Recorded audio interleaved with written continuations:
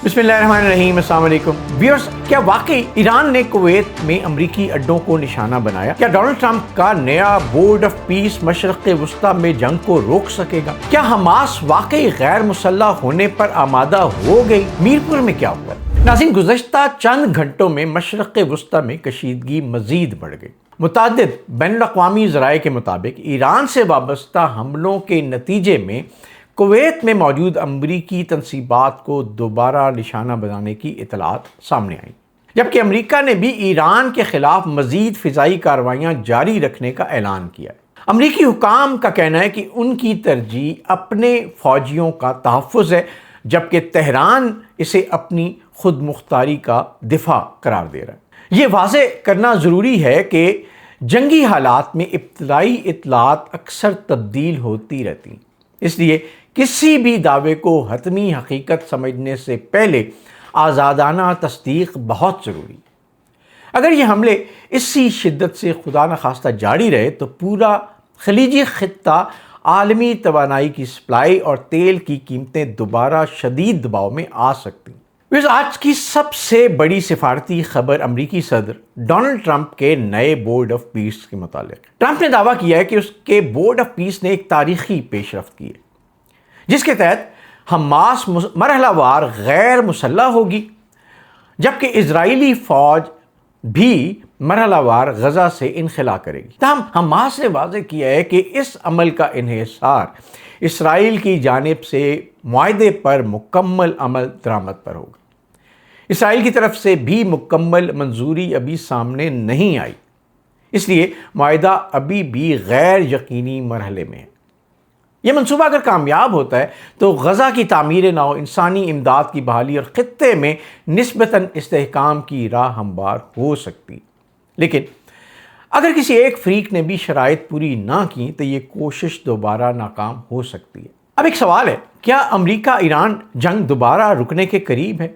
फ़िलहाल इसका जवाब आसान नहीं है। एक तरफ जंग जारी है, दूसरी तरफ सिफारतकारी भी जारी है। वाशिंगटन फ़ौजी दबाव बरकरार रखना चाहता है, जबकि तेहरान भी अपने मौक़िफ़ से पीछे हटने को तैयार नहीं है।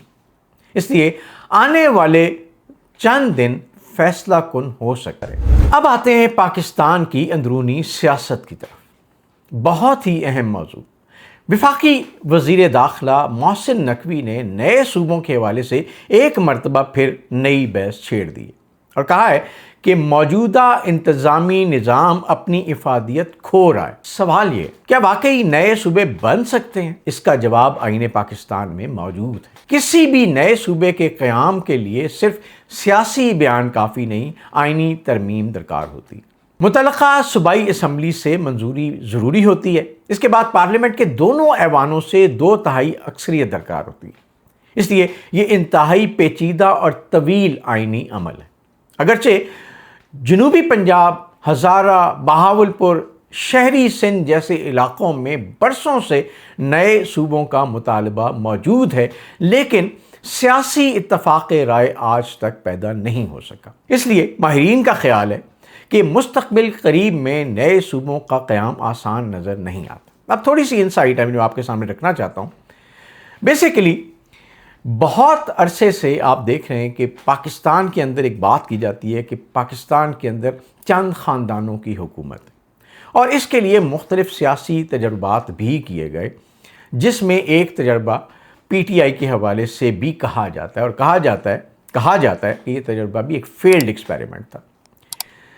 अब अगर इस निज़ाम का जायज़ा लें तो मैं पहले भी आपको बता चुका हूँ कि इस पूरे निज़ाम के अंदर करप्शन सरायत कर चुकी है, और पूरा निज़ाम अनफॉर्चुनेटली बड़ी हद तक करप्ट हो चुका है। गवर्नेंस के मसाइल बहुत बढ़ चुके हैं, हमारा डिलीवरी सिस्टम बहुत कमज़ोर हो चुका है। उस हवाले से ये अगर समझा जाए कि सिर्फ नए सूबे बनाने से ही मसाइल हल होंगे, डेफिनेटली उससे एक नई लीडरशिप सामने आ सकती है। लेकिन जब तक हम जंगी बुनियादों पे अपने गवर्नेंस सिस्टम और उसके ऊपर उसको काउंटर चेक करने के लिए इदारों को मजबूत करना और फेयरली मजबूत करना, ये नहीं कि हम उन इदारों को इतना मजबूत करें कि वो बाद में उन्हीं चीज़ों को करप्शन का नया ज़रिया बना लें, जिस तरह आपने बहुत सारे केसेस रीसेंट पास्ट में देखे होंगे। اگر ایک سے زیادہ صوبے بنتے ہیں تو بہت اچھی بات ہے، لیکن اس سے پھر انتظامی مسائل بھی بڑھ سکتے ہیں، اس سے انتظامی اخراجات بھی بڑھ سکتے ہیں۔ لیکن اگر یہ ضروری ہے تو عوام کی رائے بہت امپورٹنٹ ہے۔ یہ بھی ہو سکتا ہے کہ ایک ریفرینڈم کی پروپوزل دی جائے، لیکن یہ ساری چیزیں ایک جمہوری نظام کے اندر جائز ہیں۔ ہر بندے کو اپنی رائے دینے کا حق ہے۔ میری ریکویسٹ یہ ہوگی کہ جو بھی نظام آپ لے کے آئیں اس کو مکمل طور پہ سوچ سمجھ کے، اس کے پروز اینڈ کونس کو دیکھ کے، اس کے اندر کاؤنٹر میکنزم کو انشور کر کے لے کے آئیں، تاکہ اس سسٹم کے اندر ایفیشنسی بڑھے۔ ابھی یہ سسٹم ٹوٹلی انیفیشینٹ ہو چکا ہے۔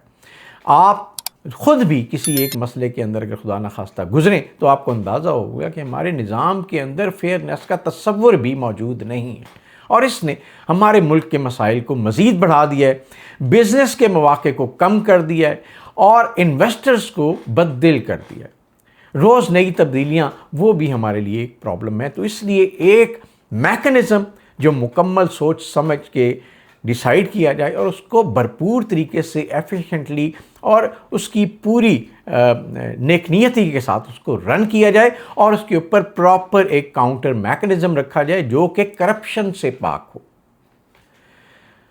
ہماری دعا یہ ہے کہ اللہ تعالیٰ جو بھی ہو اس حوالے سے، اللہ تعالیٰ ہمارے ملک میں کچھ ایسی تبدیلیاں، ایسی آسانیاں ضرور پیدا کریں کہ یہ ملک اگلے آنے والے 10 سے 15 سال میں جو اپرچونٹیز ہمارے پاس آئی ہیں ان سے فائدہ اٹھا سکے۔ اگر یہ ہم فائدہ اٹھا پائے تو یہ ملک، ہمارا ملک پاکستان، دنیا کے نقشے میں ایک بہت ہی اہم اور خوشحال ملک بن سکے۔ اب بات کرتے ہیں تھوڑی تکلیف دہ خبروں کی کہ آزاد کشمیر کے شہر میرپور میں پیش آنے والے واقعات پر انتظامیہ اور پولیس نے مشترکہ پریس کانفرنس کرتے ہوئے 3 افراد کی ہلاکت اور متعدد گرفتاریوں کی تصدیق کی ہے۔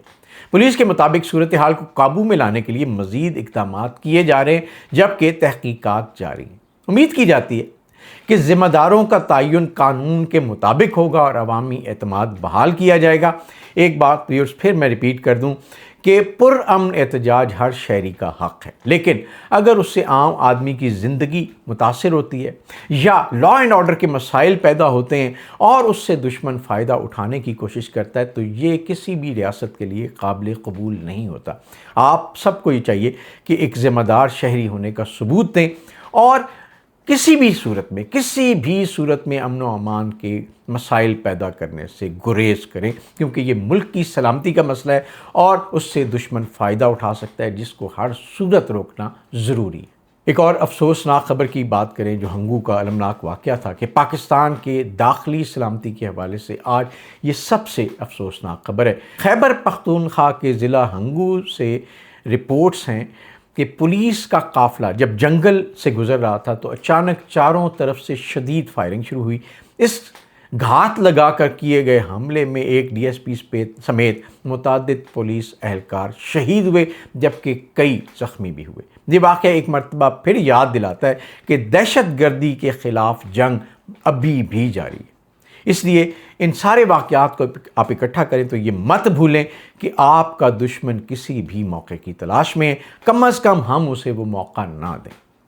پاکستانی سیکیورٹی فورسز مسلسل قربانیاں دے رہی ہیں، اور ایسے حملے ملکی سلامتی کے لیے بڑا چیلنج ہے، اور آپ اس بات کا ضرور خیال رکھیں کہ ہمارے بہادر سپاہیوں کی اور شہریوں کی قربانیاں ہمارے لیے فخر ہیں، لیکن ان سے یہ سبق بھی ملتا ہے کہ خدا نخواستہ کسی بھی صورت میں ہمارے شہریوں کا کنٹریبیوشن اس طرف نہ ہو، بلکہ ہم سب مل کے دشمن کے خلاف ایک آواز بن کے بات بھی کریں، اور ایک آواز بن کے، ایک قوم بن کے ان کا مقابلہ بھی کریں۔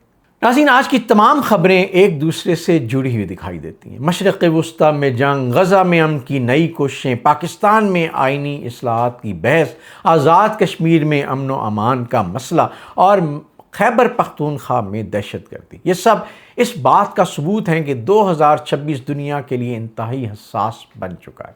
دوستو، سوال صرف یہ نہیں کہ اگلا میزائل کہاں گرے گا، اصل سوال یہ ہے کہ کیا دنیا جنگ سے مذاکرات کی طرف جا رہی ہے یا ایک بہت بڑے تصادم کی طرف بڑھ رہی ہے۔